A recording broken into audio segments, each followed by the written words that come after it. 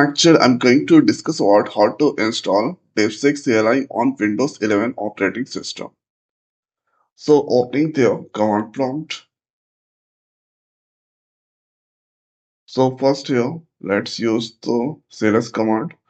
So first in your system, Python must be there. So if I write Python minus minus version, so you can see 3.43 that is already installed. Now in your system, pip must be there. So if I write there pip minus minus version, so pip is installed. This is the latest version 26 is there. So this must be installed. Now with the help of this pip that I'm going to install there, DeepSeek CLI. So for this one, let's write the command pip install DeepSeek then CLI. So pip install DeepSeek CLI.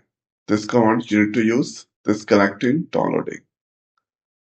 So currently this is doing the downloading the package and collecting.